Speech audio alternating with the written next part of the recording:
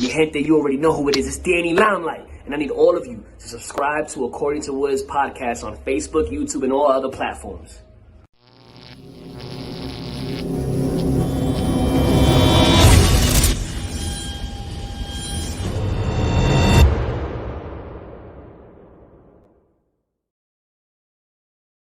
What's good, party people? This is According to Woods, and I have the honor and privilege of capping off 2020 with one of my good friends. He's a friend to us all and made 2020 a banner year for not just his life, but also his career. He started off as a lights-out extreme fighting heavyweight championship contender, and then by year's end, move state, and then become a commentator prior to moving.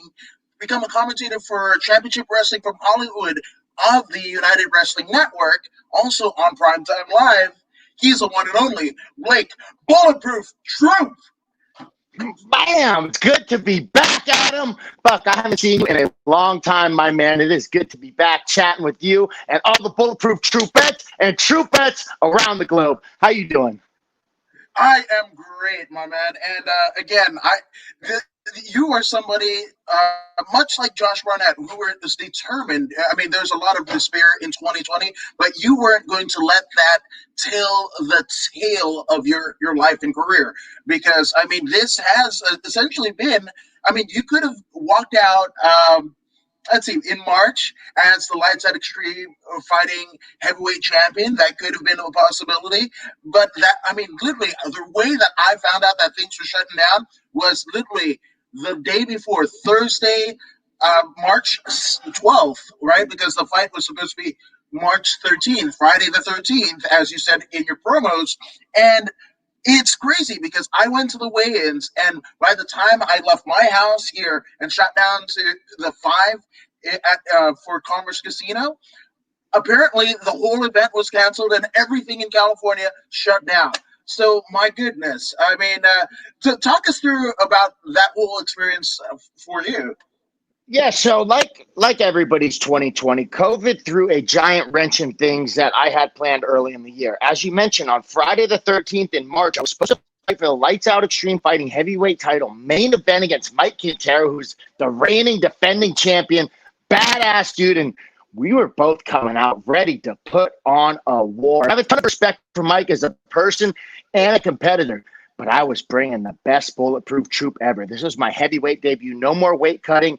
And I finally feel like I've really caught my stride, my weight, and so forth. As you mentioned, COVID started coming in early March. And so I had been training for 3+ months leading up into that fight. And so Wednesday night, I started getting messages. So the fight was supposed to be Friday. Weigh-ins were Thursday. Wednesday, I mean, that kind of week, I was a little worried because the world started shutting down. China was totally shut down. Not so much here in America yet. Wednesday night I started, and things started tightening up then. Wednesday night I started getting some messages from friends inside the professional wrestling community saying that their shows were being shut down, that the venues were telling them that the state was going to shut. There was going to be an announcement Thursday morning about venues being shut down. So I hit up George Basmajian, one of the owners of Lights Out Extreme Fighting and the matchmaker. I was like, George, what's the deal? Do I got to fight? And he's like, as of right now, we have a fight, so just fucking keep doing what you're doing. And you'll be one of the first people to know if that's not right. Now, so I was 9 p.m., and I just keep looking more into this, and it did not look like there was going to be a fight. So I was really stressed out Wednesday night. Luckily, I didn't have to cut weight. Thank God. Like, all these other dudes had to cut weight, which is, yeah, right? So I didn't have to cut weight, luckily, because I was fighting at heavyweight, and I'm like 240. So no weight cut for me. So I wake up in the morning at 8:30, 9 o'clock. I think weigh-ins were, like 11 or something. But I didn't have any weight to cut, so, like, I got to sleep in a little bit. And I wake up to a text that the event is off. First thing I do, and I'm laying in bed, I go, fuck! And about 10 seconds later, I get a text from him, like, all right? Nah, I'm not fighting. But I talked to him about it the night before. He knew how stressed out I was about the fight potentially getting canceled. So, which was a bummer, how much work I had put in, and my team, my coaches, everything that goes into preparing for a fight. It's not just those 15, 25 minutes or however many time you see in the cage. That's the tip of the iceberg in terms of the work that gets put in. So it wasn't just a big thing for me, so probably the second or third person I hit up after a couple important people, like was Mike Quintero, my opponent. And I was like, hey, man, bummer about the fight. I'm down to run it in the future. Shit happens, and so he hadn't heard yet. That's how he found out. So he hits Georgia. I'm like, wait, what the fuck's going on? Fight's off, dude. But I've been touched Georgia about it, so I was one of the first people to find out that it was off because he knew that I was fucking like, dude, is this gonna happen? What's up? Like, I'm getting inside information. What's the deal? So I was one of the first people to find out. So I found out for me, and so he probably, I don't know what he thought initially. I was like, hey man, bummer about the fight, yada yada. So he's just like, what the fuck? Eventually finds out everything was for COVID. And a handful of people showed up at weigh-ins, like you included, because the word just hadn't spread that quickly in the morning. Which was a huge bummer. Biggest fight of my career. Main event on the Fox Sports Network for the world heavyweight title. First time I'd ever main event on TV. First time I'd ever been booked to main event on TV. I'd been booked to co-main event several times. Biggest fight of my career. And a lot of work and stuff put into it. And I believed it was going to be a very pivotal moment in my career, winning that title and moving on to other things. And as you mentioned, I now do commentary for the United Wrestling Network for Championship Wrestling from Hollywood on various syndicated television networks, as well as primetime live pay-per-view on Fight TV. So I began doing commentary at the beginning of the year before this fight had happened, because we had a taping like the week before the fight, and I wouldn't shake anyone's hands. I'm like, no offense, guys, I got some shit coming up. So I had actually started a little commentary with them already, and having that heavyweight MMA world title would have been fantastic for credibility and so forth with my commentary. Given that didn't happen, the whole world got shut down for a while. And I mean, it's still, what does fighting look like in California, or even a lot of the country outside of really like Florida or some of these states that are a little more open. So, there wasn't a whole lot I could do. So one of the things that I could do was a lot more academic instruction related to professional wrestling training, things like match structure, character development, specific character development for me and my persona. So I did a lot of academic stuff like that. I did I want to say 6 or 8 week course with Joey Chaos of Santino Brothers. I worked a lot with my coach, Chris Silvio, an OVW guy, and so forth. So I continued to make developments where I could. It wasn't the way that I planned on my year going, but because of the circumstances, I had to pivot, fucking change directions, and speed up some of my timelines. I was planning on transitioning more into pro wrestling, but because of COVID, I didn't really have much of a choice. And then as things kind of loosened up a little bit, Dave Marquez was a genius in professional wrestling and saw the opening to create something like Primetime Live, because at the point in time that Primetime Live came out, the only people doing any live wrestling, WWE, AEW, and then Primetime Live. We were one of 3 promotions doing any type of anything.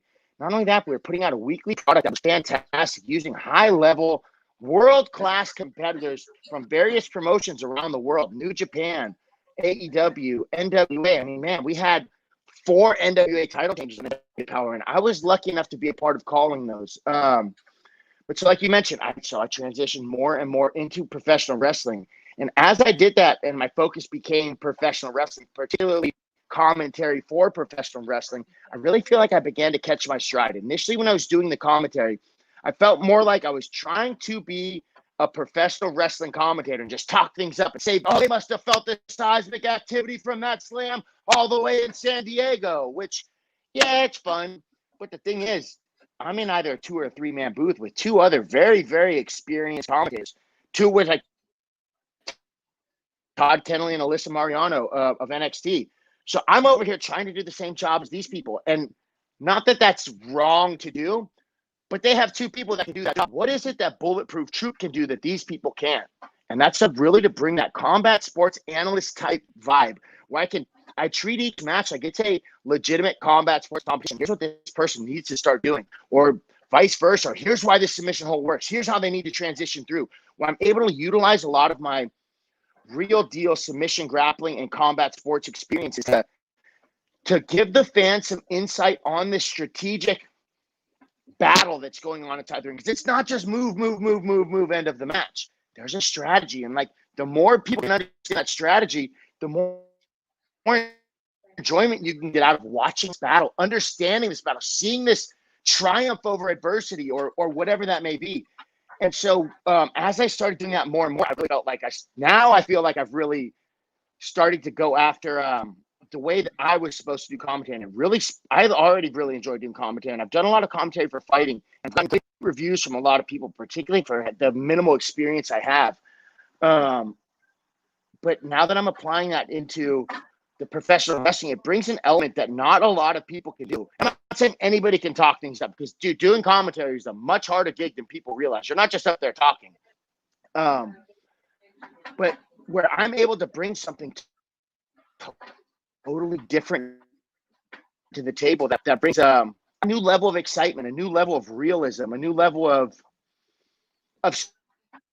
get involved in. People love sports. People love competition. People love watching people fight against adversity, whether they're able to beat it or not.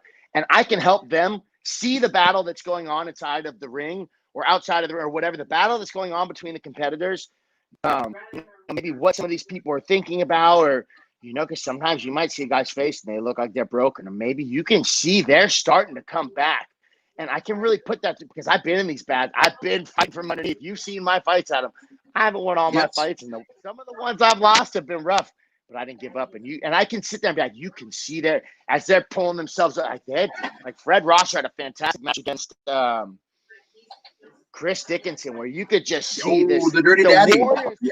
Warrior spirit, and these guys came out and put on a fantastic show, which I'm a huge fan of. The high level caliber wrestlers that Primetime Live has been bringing on to like guys like Dickinson, Fred Rosser, like, bro, we have had so much in Thunder Rosa's another Serena Deep, like, bro, there's Trevor Murdoch, Aaron Steve, like, I can just go down this list of high level wrestlers that have just had such a blessing to be able to call a lot of these opportunities.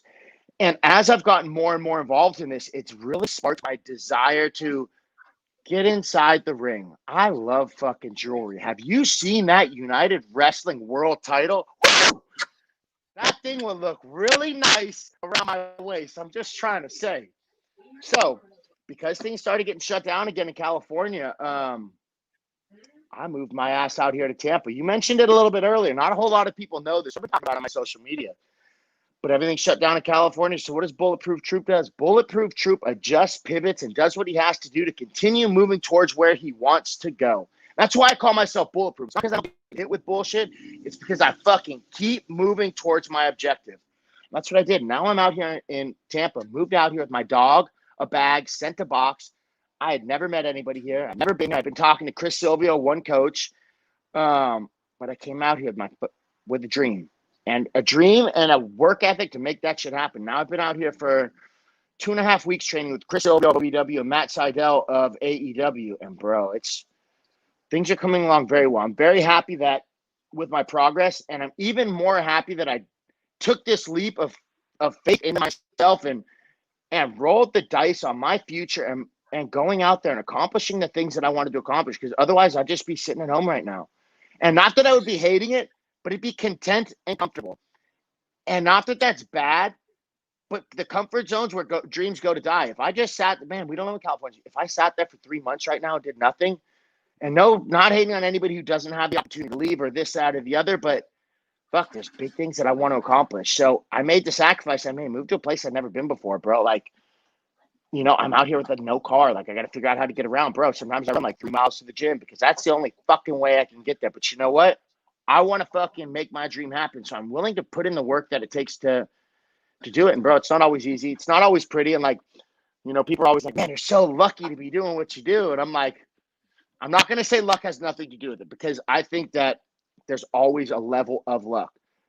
But the reason I'm as big as I am is because my ass will run 3 fucking miles to the gym, go lift for 2 hours, and it's not necessarily luck related. It's because I had a dream, I created a plan, and I've been passionately putting my everything into that plan and making adjustments along the way. And that's really what in my opinion, the secret to life is. The secret, you want to know what my secret is? I figure out what the fuck I want, I create a plan to achieve it, and I go out there and I put my everything into it. And if that's not working, then I'll make some adjustments, But it's that, I don't want to say it's that simple, but it's that fucking simple. Given it's in application, it's a little more complicated, it's a little more stressful, but it's really that simple. We're going into the new year. This is the last day of the new year. And this is a perfect time for people to be like, dude, I want my 2021 to look like this, or I want my 2022 to look like this. So 2021, I'm doing all this, and that's Or at the time, and people are always like, new year, new me. Oh, it's so cliche, blah, blah, blah. I mean, yes and no. It's how serious are you taking that new year, new me? Are you creating a plan? Or you just like, I'm going to the gym. I'm getting buff. I'm going to go to the gym. I'm going to get jacked. I'm going to go in there 3 days a week. I'm going to train for 2 hours, blah, blah, blah, for the first 2.5 months. I'm going to switch. Like, you got a plan? Or you just like, I'm going to do this? Or like, here's what I'm going to do, and here's how I'm going to do it.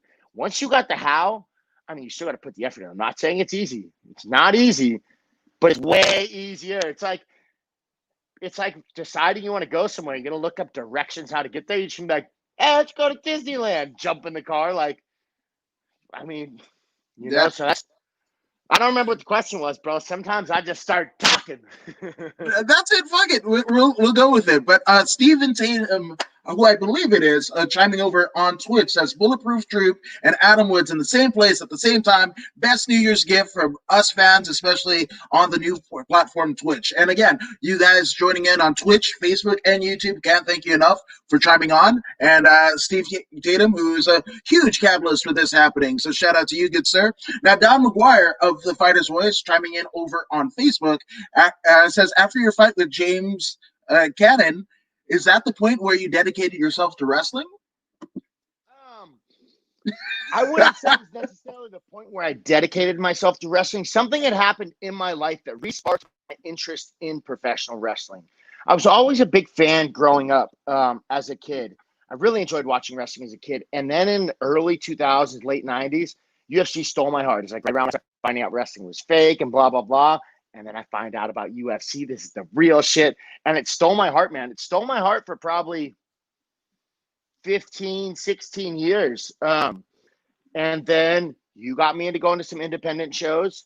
And I started kind of so I started Bulletproof Troop, this brand. I've been Blake Troop, but I started Bulletproof Troop in 2016. I had my first fight December 16, 2016 as Bulletproof, 16 as Bulletproof Troop. So it was Bulletproof Troop's 4th birthday like 2 weeks ago. But so anyway, I digress. So I've already been implementing this professional wrestling style personality in fighting since 2016. And the reason I did that was I went 4-5 in my first 9 fights. I had a really rough career. I took bigger opportunities than I was ready for early in my career and so forth.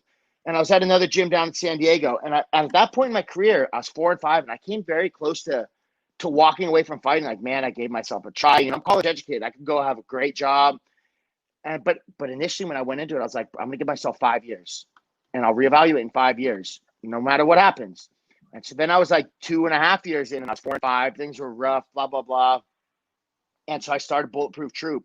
No, I was 4-4 because I lost the first fight as Bulletproof Troop. And so, but I realized I needed to do something different. So one of the things I did different, I moved Black House. I completely switched my gym, 100%, all my training partners. That was a major change that I did. And another major change I did was creating the brand of Bulletproof Troop. And the reason I did that is I was looking around at guys like Conor McGregor who are getting through the fucking atmosphere. And not because he can't fight. The guy can fight. Anybody who says Conor can't fight doesn't know what they're talking about. But Conor McGregor is Conor McGregor because that motherfucker can talk. He puts on a show. He sells tickets. He makes people love him or hate him, one or the other. And so I'd see guys like that getting these massive opportunities because they could entertain. So I started stepping in my entertainment game. I started walking around the big gold grenade chain. I started, the hand grenade. I already had the hand grenade logo, but I've really started pushing the hand grenade and blah, blah, blah, and really started becoming this professional wrestling personality. And about 6 months later, I want to say 8 months later, I fought James Cannon. And between that period of December 2016 and July 2017, or was that 2018 I fought Cannon? I think I fought him in 2018. Over that year and a half, my brand continued to grow. And that's like you and I started becoming good friends, started going to wrestling shows and stuff. And I began even more. And as I'd watch independent wrestlers cutting promos and stuff, I was like, why the fuck am I not cutting promos? So I started cutting 100%. It was very pro wrestling drive. Started cutting promos where I cut a promo on James Cannon, and then fucking he cut one on me, and then I cut a couple back on him. Where it was a very pro wrestling lead up to that. And during that period of time, I'm already a dude with a brand and a big gold grenade chain. I stand out a lot. I met a WWE talent scout at a show who expressed interest in me. And it really sparked my interest of, fuck, am I in the wrong world? And not that I don't love fighting, because bro, I love fighting people, and not that I can't fight. I had a rough start. I went 4-4, 4-5 my first 9, but I'm 4-1 since then. Fighting very high level competition, fantastic in all forms of competition, completely undefeated as a professional in competition since 2016, up until I lost that lights out 205-pound title fight. So where I'd been doing a fantastic job, but the entertainment was starting to pick up more and more, and I was getting better at cutting the promos, better at talking on camera, and so forth. And so when that WWE Talent Scout expressed interest in me, it definitely opened my mind up to potentially sidestepping or at least doing more wrestling and so forth. So the timing just happened to be around the James Cannon fight. It had nothing to do with James Cannon, but the brand had really caught traction and started to grow and turn into a bigger entertainment style brand right around the James Cannon fight. There's a lot of smack talk leading up into that. And then after that, I would continue to evolve. My promos got better. Like, you remember my Halloween promo, like where I continued to evolve this entertainment character or whatever, and given is it a character? I mean, it's me I'm a big goofball. You know me very well. So put the volumes up a little bit. Like, I definitely have to, if I'm at an event, I turn the volume up and be a little extra. But I mean, that's what entertainment is. And so I continued to grow and evolve that to the point where it got the attention of the people that's like what they do. And it really made me like, man, maybe that's where I should be going. Maybe life just brought me this way to bring me full circle, to bring me right back to wrestling. And now wrestling is a much bigger focus and passion of mine than fighting. It's not that I don't love fighting. And I still have some competition stuff coming up. Like February 27th to 28th, I'm competing for the Snake Pit Catch Wrestling Heavyweight World Title. And that's a legit shoot wrestling world title where we're talking real pins, real submissions, no fake, no works, none of that. We're talking high level, legitimate world title for submission grappling. So I'm still doing the competition, but I'm absolutely sidestepping a lot more into professional wrestling. Another reason why that's happening is how many fight promotions are running right now. I mean, we got like bare knuckle boxing, UFC, Bellator sometimes. I mean, there's just not a whole lot of fighting going on. AEW is running shows here in the U.S. Primetime Live Championship Wrestling from Hollywood, we got stuff going on. WWE, obviously, where the business moves me look much more appetizing at this point in my career as well. And I think I'm at the right point in my fight career to really continue to make that sidestep over, which is why I'm now in Tampa to continue to build this in-ring ability to match the characteristic and persona that I bring. Because I'm not just trying to get in the ring and be all right for a while. I'll just wait 6 months, 8 months, and just grind, baby. And when I get in that ring, people are going to be like, holy shit, who the fuck is this guy? Because I'm a world beater, baby. Whether it's professional wrestling, mixed martial arts, submission wrestling, it doesn't matter. I'm coming for world titles because that's what the fuck I do. Professional ass kicker. That's it. And the rules and ways in which that happens, they may change, but it makes no difference to Bulletproof Troop, I think. So that's it. And Stu Kosh going, Blake, damn, he's been wanting you to be on here for quite a while, a former U of MMA veteran in his own right, and everything that you're saying is true. And Stephen Tatum on Facebook this time going, like I said yesterday, when we get old, we stop doing and stop thriving for what we enjoyed the most in life. So that's something that you're just like, fuck all that. Fuck sitting in the rocking chair with regret. You're like, I'm doing the shit now. I have the athletic ability as well as the mental prowess to make it happen, Captain. And that's what you're doing. Good, sir. I appreciate it, brother. Like you're saying about the world titles, I got something else I'm thinking about working on a little bit. Calling myself the king of combat sports. I got a world title in Brazilian Jiu-Jitsu. I got a world title in MMA. I'm going to have a world title in catch wrestling soon. A world title in professional. 4 world titles in 4 different sports, baby. King of combat sports. I like the way that sounds. I might even have to go after a bare knuckle boxing world title. Who knows? When hand grenades start flying, bodies start dropping it. You know what, Adam Woods? I am always willing to drop a warhead on someone's forehead. Boom. Oh, I love that. That needs to be a shirt, And Stu is saying at the ending of Bleed for This, the biggest lie in the game. It's not that easy, not that simple to do everything that you're doing, and again, from the outward perspective, when people are looking and seeing like how many thousands of followers that you have and how things seem, I mean, things that would normally be difficult are simplistically easy for you. And I mean, you mentioned the catch wrestling title, but also going into that fight, with Mike Quintero. Shout out to Lights Out heavyweight champion Mike Quintero, the Demon Tiger. But I mean, you had actually captured a karate championship as well, and like on a day's notice.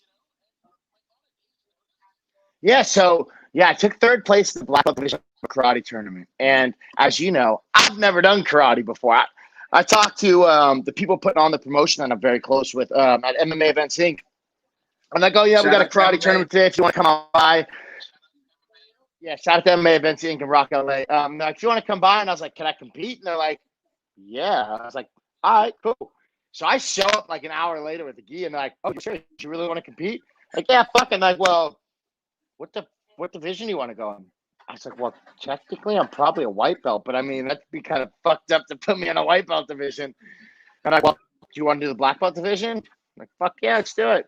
So they put me in the black belt adult division. And so I come out of this karate tournament, and I see them doing their little side kicks. Pop, pop, pop, pop, pop. And these got some fast feet, bro. And so I come out, and I've been doing a lot of boxing. I'm like, boom, I'm just going to side shuffle one of these dudes, pop out the way, light them up a little bit. And so we come out first match. Boom! This dude touches. God damn. We work a little more, but boom! My God. So again, coming out and trying to move. Boom! All right. These motherfuckers' feet is too fast. I got to come up with a different game plan. So I end up losing the first match. And then I come out, and now I'm playing their game. But I've been doing some stuff like this with Rage. And I come out, it was only a 4-person bracket, so it wasn't a huge bracket. But so I come out in the next match, another black belt, and he's doing his little foot thing. And bro, I started doing the foot thing back, and bro, we exchanged points a handful of times, and like we hit each other a few times, and I get kind of mad, so I like throw a fake kick, but I step forward and come high with the other one, hit this dude in the face, and he had like a face mask sort of thing on, just like a karate bro, and it sliced my foot's bleeding everywhere, but so I end up beating this black belt in the finals, and I have a video where the judges, they didn't like give me points a few times, and you could see one judge like puts his hand like, oh, we're not giving him points, all right. But they got to the point where they couldn't stop me, and then finally they're like, all right. Because, bro, I kept fucking scoring. I was like getting mad at them about it. So I ended up winning third place in the black belt division of a karate tournament. Never doing karate before. But luckily, I was able to make my lack of experience in karate work with my abundance of experience in karate. There you go. Black belt and crazy. I mean, that at least gets you third place in this particular tournament. But shout out to Rock LA and shout out to MMA Events Inc. Now, Stephen Tatum says, would love, according to Woods, to do a recap episode next year with Bulletproof Troop in New Year's Eve 2021. That would be awesome. But I have a feeling, especially being in Tampa, that I might have to go through standards and practices and talent relations of a major company based in Florida. And there's two of them to kind of get this thing done with Bulletproof Troop. But I'm just saying, if he's not signed, that's what I'll do. But even if I have to do the legwork, I think we might make that happen. Yeah, I would definitely be down to come on. We could even potentially get a regular thing going. I told you about some of my plans that I'm potentially working on, which are still a little hush-hush. But I would absolutely be willing to do something. Whether it's that next year, we can do some. We'll talk. You will be seeing more Bulletproof Troop and Adam Woods coming soon to a TV screen or phone screen near you. Damn right. Hell yes. So there you go.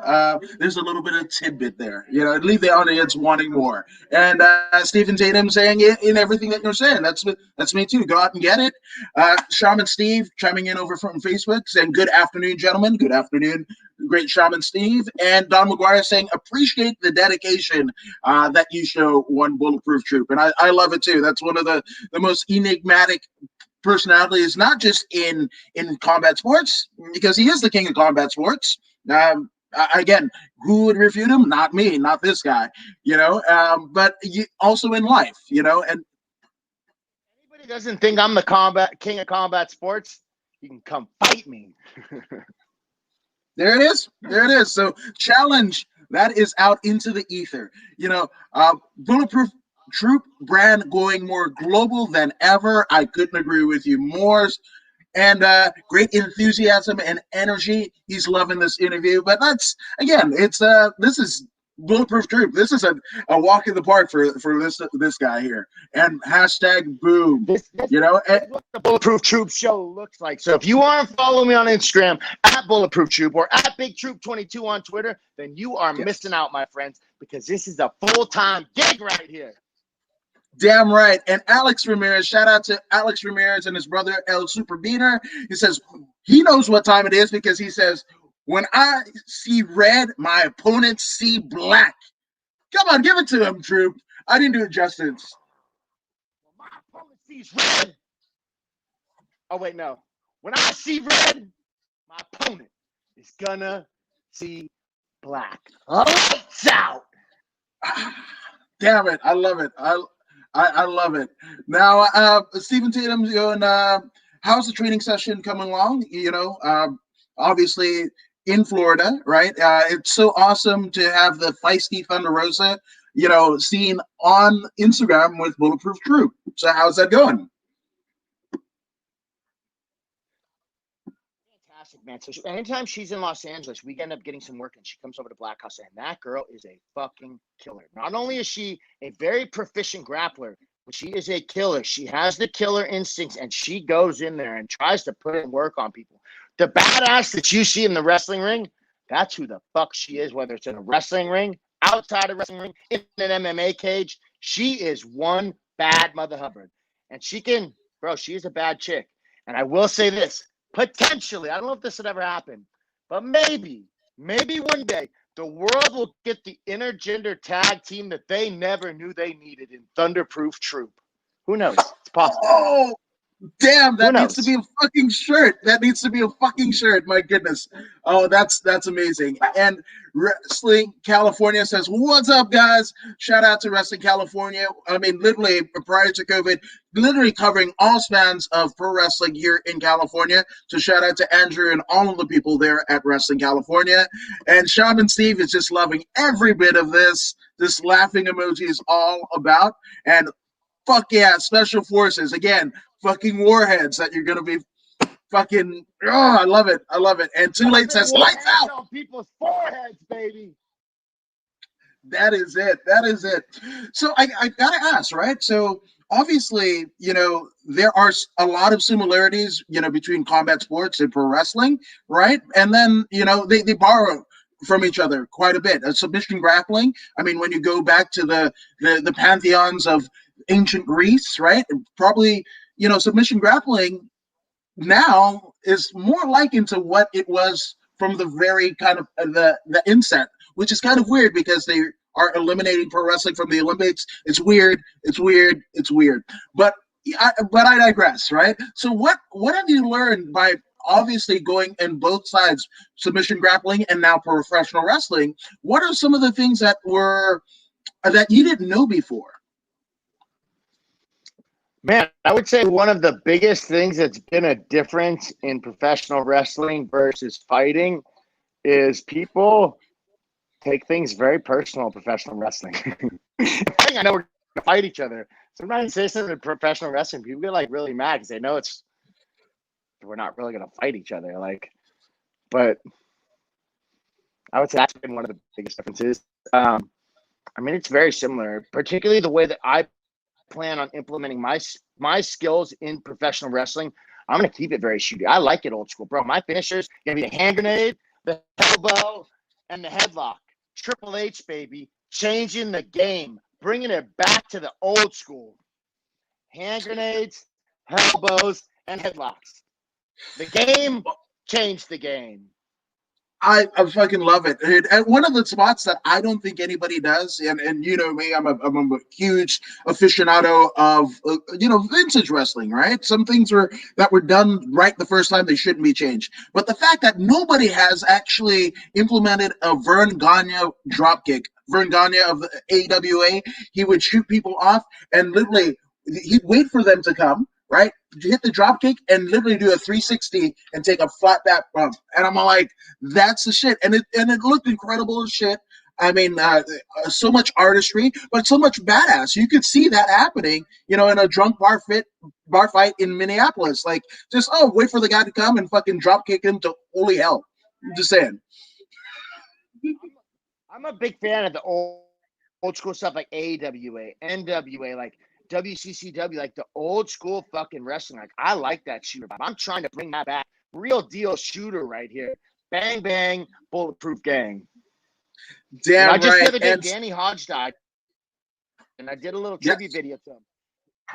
He crushes an apple in his hand. So I made this video maybe a month or two ago, and I've just been sitting on it because that's what I do. I sit on stuff, and I've got tons of content always ready to drop. But so I made that. And then when Danny Hodge passed, I fucking posted, just crushing this apple in my hand. Speaking of which, I'll let y'all know on another little inside tidbit of information since you guys are tuning into the interview. I got another similar video coming. And I'll even tell you guys what it is because you're going to have to wait to see it anyway. It's Bulletproof Troops headlock against an ungimmicked watermelon. Who you think's going to win? And I'll tell you one thing before you answer it. These fellas don't come with a safety, baby. Bang, bang. Yeah, I mean, spoiler alert, I was going with Bulletproof Troop over a watermelon, which is kind of weird to say, but that's where I'm going. That's where my money's at. And speaking of money, Stephen Tatum says the money is printing itself. Thunderproof Troop, 100%. And Sue Kane says it's a crazy idea. It's so crazy that it don't fucking work. So again, you got to check out Blake Bulletproof Troop's social media accounts to find out what exactly happens to that watermelon. Now, I mean, you mentioned, WCCW, World Class Championship Wrestling. You mentioned AWA, some of Mid-South and what have you. So, especially now that you are pursuing professional wrestling, who is somebody that you didn't appreciate before, as a fan, but now appreciate? Past, present, or future?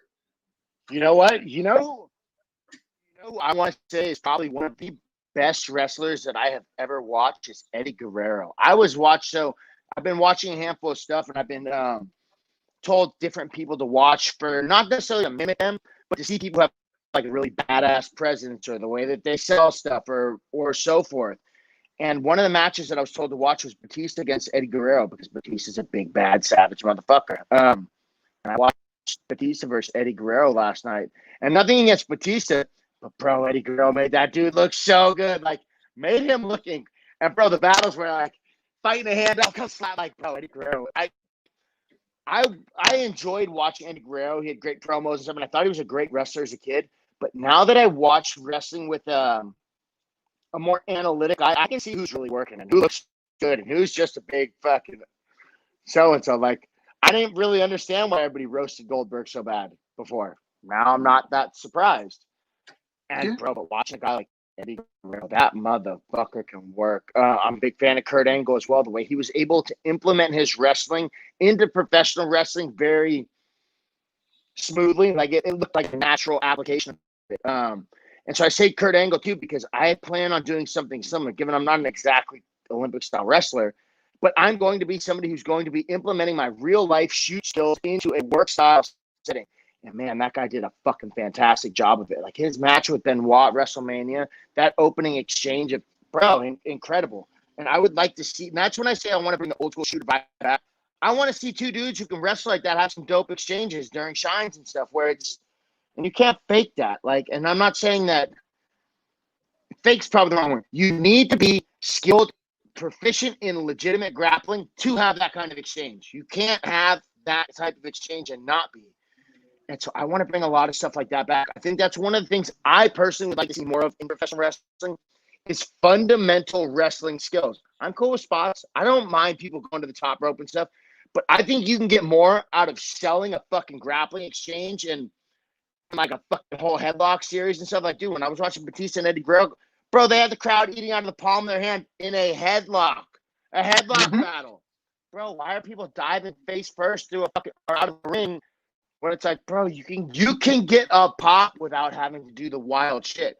And I almost feel like you see a lot of those wild things are done because there's a lack of fundamental wrestling or an inability to tell a story, you know, like if you're just going to get a pop by doing some wild shit, then like nothing against that. I just think that it's too easily used. It's just like another thing I'll say is chair shots. Do I think there's a place for a chair in professional wrestling? 100%. But I think it's also severely overused to get the awe factor instead of being used as part of a tool to tell the story. And I'm not bashing anybody in particular or people that's how they wrestle. That's just not my flavor. Just like some people don't like pineapple on their pizza. I like it. You don't like that shit, Yeah, you know? me too. But that's kind of the way I feel about it, where I want to see more fundamental wrestling transitions and telling that battle through that. And it's one of the things that I actually respect about a lot of old school NWA fans, which I'm starting to have a much bigger understanding of the differences of these styles of fans.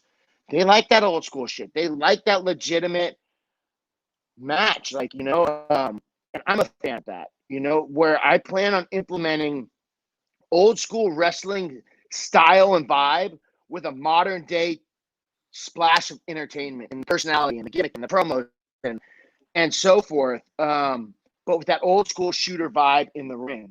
You know, that's kind of what I'm looking to do. And I have two fantastic coaches helping me really develop that. Very specifically for me, and those coaches, again, are Chris Silvio, former OVW guy, and Matt Seidel of AEW.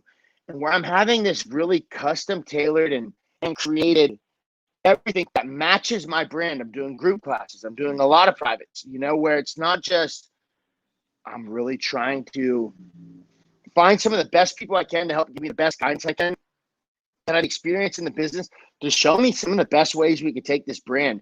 And at the end of the day, I'm the one driving the car, but I got some awesome co-pilots in there helping me make sure that we fucking do some big shit along the way, because I feel like I can come in and change the game. I feel like I could be a game changer. And when COVID stops, the world's going to need some new heroes. Pro wrestling is going to need some new heroes. And I'm going to motherfucking be ready when that happens. Damn right. You're already my hero. I literally have a autographed glove from Bulletproof, which is one of my greatest personal FX. I mean, if shit goes down on the fire, I'm grabbing, you know, I'll do the shoulder thing. Wife, kid, dog. Get I'll sign you some more stuff. Bring your kids. I'll sign you some more stuff. All right, cool. Your house so far, get the kids first. Okay. All right. That works. And, you know, in terms of crazy shit happening, Too Late says, you know, it's 100% the Mick Foley effect, right? And that's the other thing about it, right? The psychology. Yes, Mick Foley effect, right? But the thing about it is, we've seen deathmatch wrestlers that haven't ascended to the heights that a Mick Foley, that a Terry Funk have gone to, right? Because Terry Funk, again, him and his brother Dory Jr. were the only brother team to be NWA heavyweight champions, right? At a time where it absolutely mattered, right? Then, obviously, in the instance of Foley, right, there was so much psychology. Like, he didn't need to do some of the shit that he did, but he did it, right? Because he wanted to do it, right? But anytime that you get a little bit of a clone of a certain thing, right? A total tribute, you lose some of the essence. And I think that's what's happened, right? After the throes of ECW and XPW and what have you, a lot of the sentiment and why these things happened, you know, versus like, oh, that shit looks cool. There's more of that, oh shit, that looks cool. Now, as we see through your training and what we've seen on Instagram, and the late John Huber, Luke Harper in the WWE, and in AEW's Mr. Brody Lee, where you could be a fucking big guy and do the cool shit, but you have to time it where it fucking matters. And that's one thing that you're doing now, and that's one thing that John Huber, Mr. Brody Lee, absolutely did to a umpteenth degree. Yeah, it's tragic about Brody passing, man. You know, he's a big dude who did a lot, especially to die so tragically. It's almost like, and I mean this out of just a ton of respect, almost like an Eddie Guerrero, he was in the ring how long ago? He's fucking a champion, top contender. Like, I was watching Eddie Guerrero Batista last night, and he died like several weeks after that match. It's like, man, just gone like that. You know, it's a tragedy, but it's also something that should make a lot of people realize, man, life is fucking short. Go after it.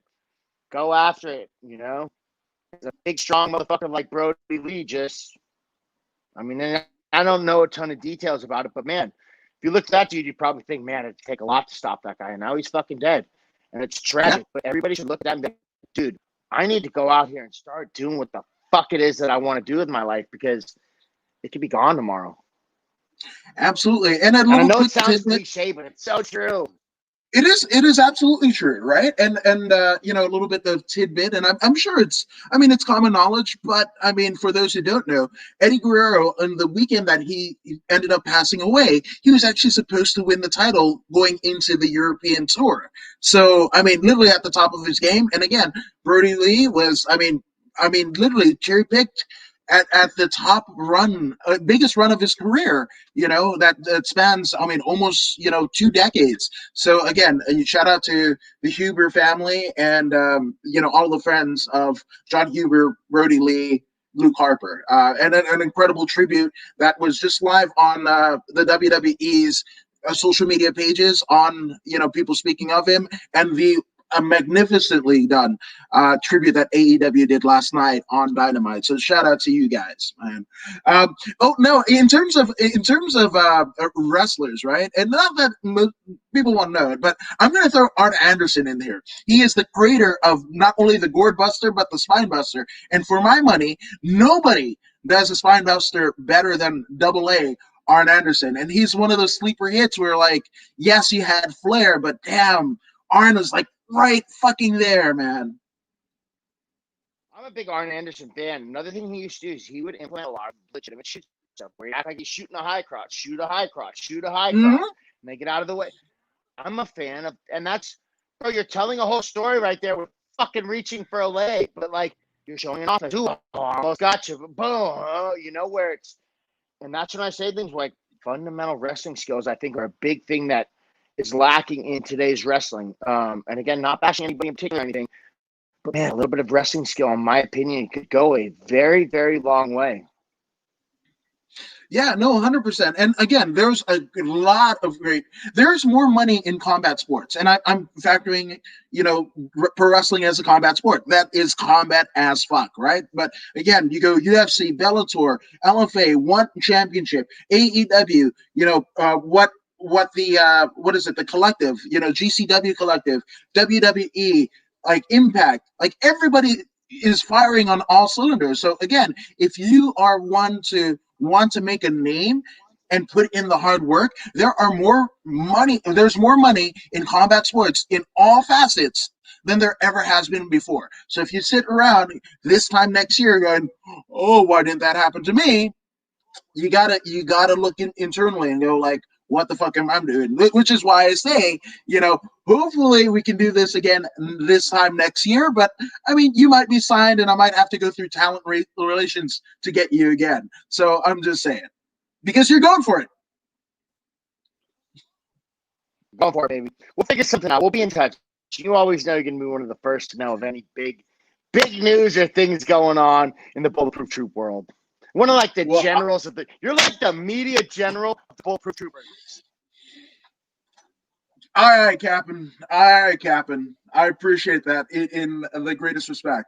So I got to know, right? So in terms of looking into the crystal ball, right? As we close out 2020, going into 2021, where would you like to be this time next year? Well, this time next year, Primetime Live is a year-long series, which means we have another like 50 episodes, which means right around this time next year, we'll probably be finishing Primetime Live. I would like to finish as the world champion of Primetime Live and potentially be working my way into a permanent commentary position with a major promotion like WWE, AEW, Ring of Honor, as well as doing some in-ring work. After all this commentary that I've done, and I really feel like I'm finding my stride with it, I would like the majority of my career moving forward to be probably 70% behind the commentary table. I really want to get in the ring and make a bunch of stuff happen in the ring, but I'd like to make those in-ring experiences special. Instead of just going in there and people see me every week, you might not see me wrestle for months at a time because it takes a big fucking deal to get me to come from behind the table because I'm so good at being behind the table. So I'm going to continue to build my skills in both commentary and in-ring ability. And I'd like to have some type of permanent position with a major promotion, utilizing both of those at like a 70-30 ratio of commentary to in-ring work. That's ideal where I'd be, as well as ending Primetime Live as the world champion.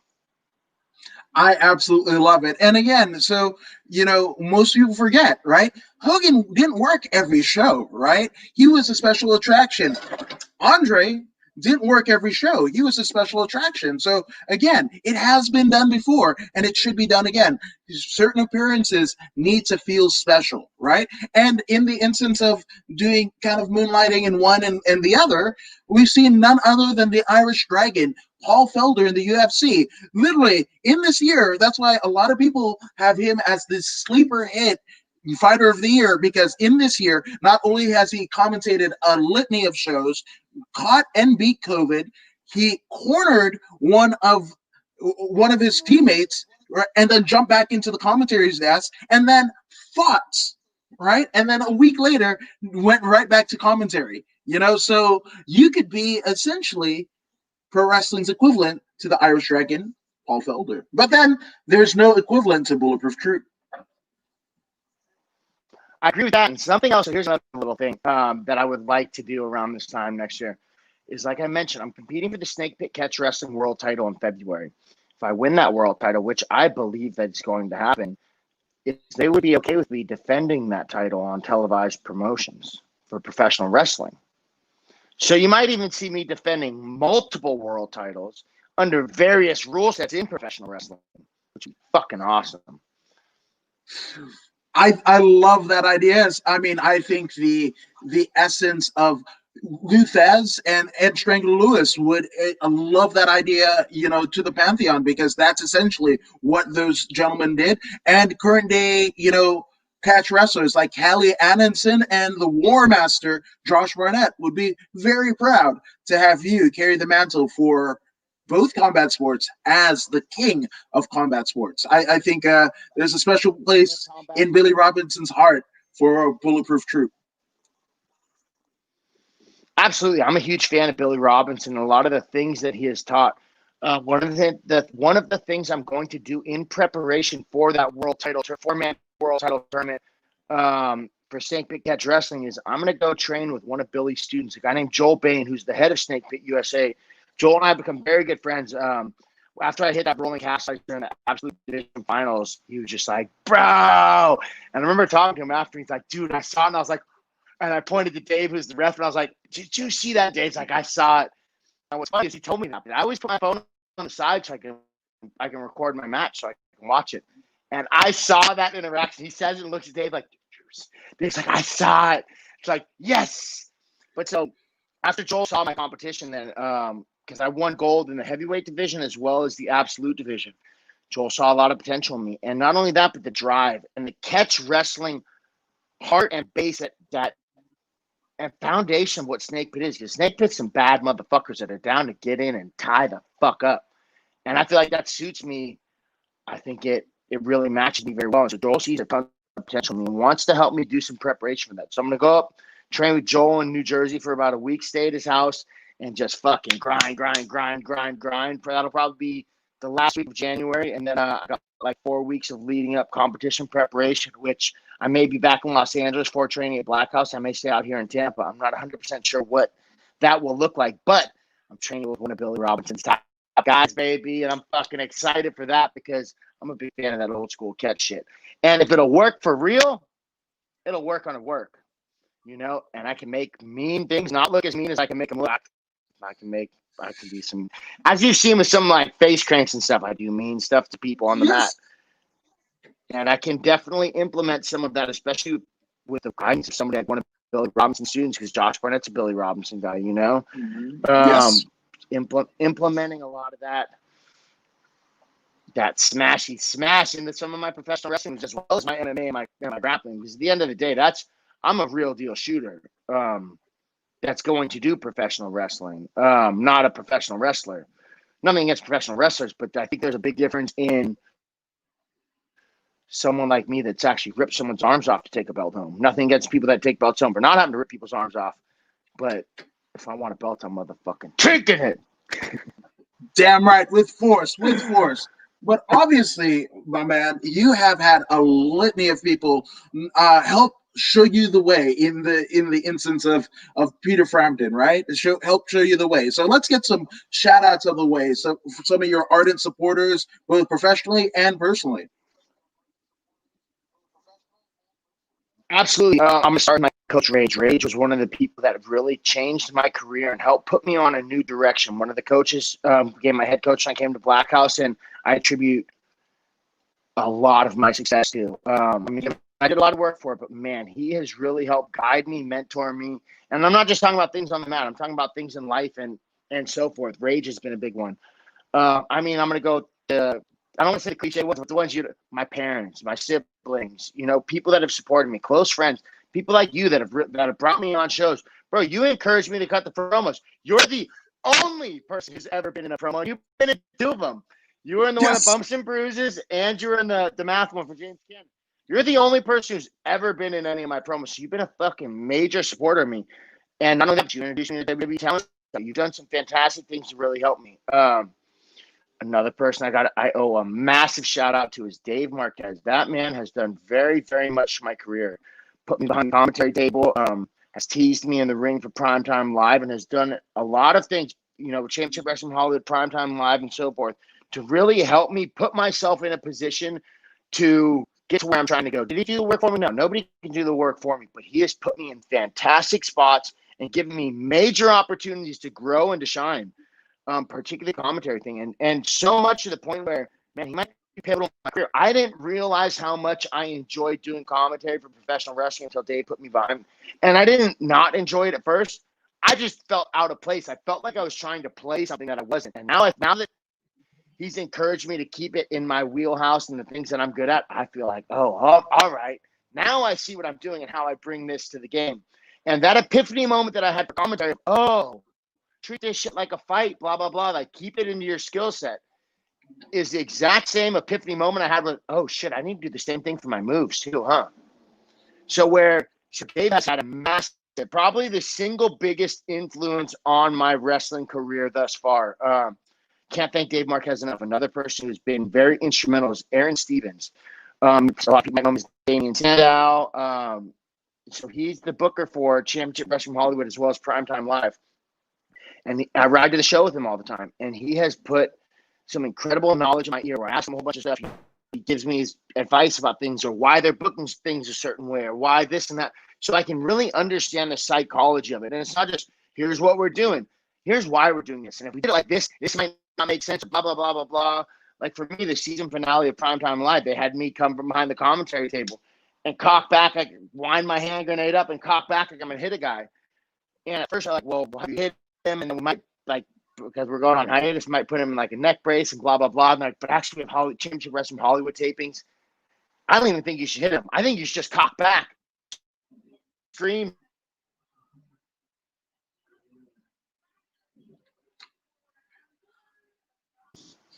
I got a call real quick. Back, all right.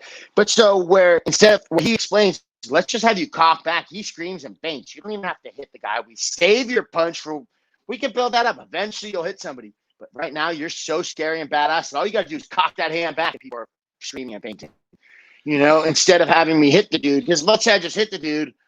Now the first time I'm in the ring, I've actually touched somebody. Like, let's build that up. Why give that away? We don't need to give that away. We don't need to use the finisher. Protect all that shit. Keep teasing it, And so by having people like that who break things down me so I can understand the psychology of stuff, and then I can implement it across boards. Now if I understand why we're not actually throwing punches, like, oh, we're protecting it for X, Y, Z reasons. Now I can use these reasons in different situations instead of, no, we're just cock it back. Which, cool, we would have gotten the same result on the show. But now I personally understand, oh, here's why we did that.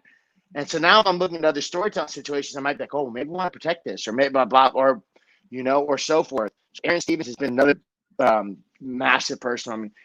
Another person, Chris Silvio. I've been working with Chris Silvio, who's one of the coaches I'm training with here at Psy Dojo.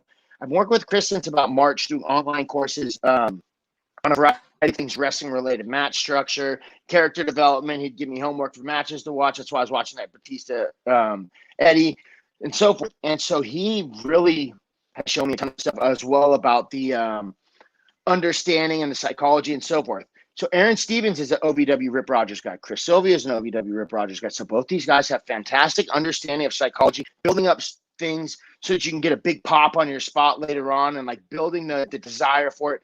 So Chris Sylvia has been another person who's been massive. Matt Seidel as well. I didn't know Matt before coming here, and I've only trained with him, I don't know, maybe 3, 4, 5 times. But he's a fantastic coach, and I'm looking forward to getting more work in him. And I know he's going to be instrumental in helping me develop this shooty style professional wrestling. Do I think I'll be doing flips and stuff like he does? Probably not.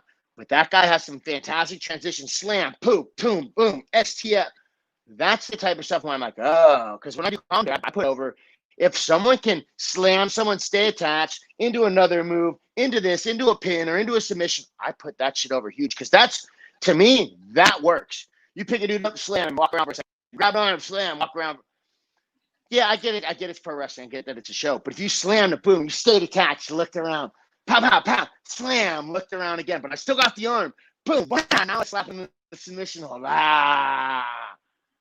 I stayed attached. It looks like I could have controlled that dude the whole time. Mm-hmm. He does a lot of stuff like that. So I think that he'll be a very instrumental person. And so I'll give him a pre-shout out because, like I said, we haven't worked together a ton, but I know that guy's going to help me a fuckload. And then there's just, man, there's so many people out there. Coach Kenny from Black House. All my teammates at Black House. You know, Bulletproof Troop became Bulletproof Troop because of everybody that's been around me, you know. So there's just so many people I got to thank, but I would say that's a big group of them, you know. Dang right. And one last deal before we go, Don McGuire, we're going to build on this. How has Kenny Johnson of Bolt Wrestling and Black House MMA defined you, Bulletproof? Well, I would say that Kenny sees a ton of talent and potential in me, and he also probably sees a wild dude who's just out there, man. And I think that there's times where I wouldn't say he doesn't approve of it, but Kenny's a hard worker who kind of keeps his mouth shut and lets his work talk for him. I work my ass off, but I talk a fuckload. But I work twice as much as I talk, but I work my ass off. And I'm a big showy person. I can tell that some people are kind of like, you know, especially depending on when that showiness comes out. But I've been training there at Black House now for almost 5 years. Kenny and I have a very good relationship, and Kenny knows how hard that I'll push myself when it comes especially on the battlefield, you know. So how he would define me, he'd probably just be like, bro, that Troop's a bad motherfucker, you know, a bad, scary dude, you know. I'll come in, I'll go to fucking war with people, you know. Kenny's been a very influential person on me as well, who's really helped build the mentality of run this motherfucker over, run this, you know. And I think that it really shows in my pressure style and the way that I fight. And a lot of that is, I wouldn't say only Kenny Johnson, but Kenny is a very attack style, aggressive wrestling coach, which is why Kenny and Rage get along so well, because Rage is a very aggressive striking style. Mm-hmm.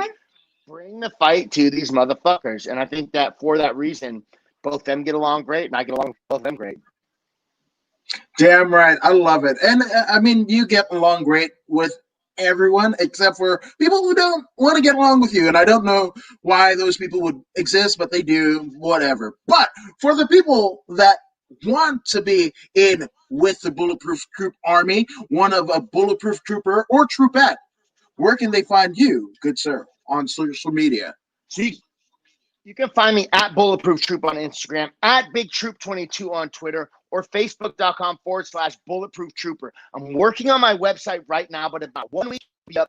BulletproofTrooper.com. I got all kinds of dope shit up. My store might take another week or two, but I got some dope female stuff. I got some bombshell crop top hoodies coming back out, booty shorts. I got basketball jersey, bro. I got a whole variety of awesome merch that'll be coming out soon. Stay tuned. BulletproofTroop.com. Give it like a week. Again, at Bulletproof Troop on Instagram, at Big Troop 22 on Twitter, or Facebook.com/Bulletproof Trooper.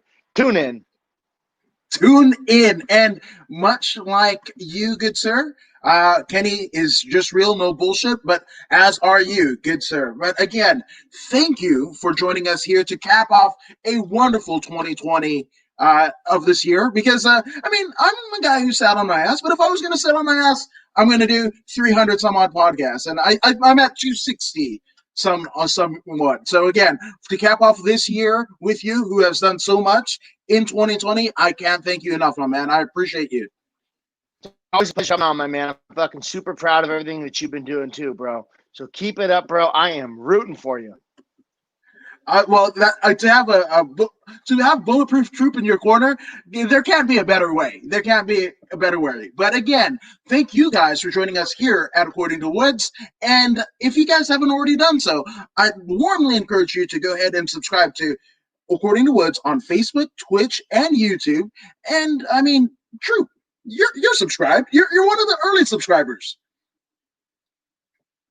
Oh yeah, first one probably. I support my people.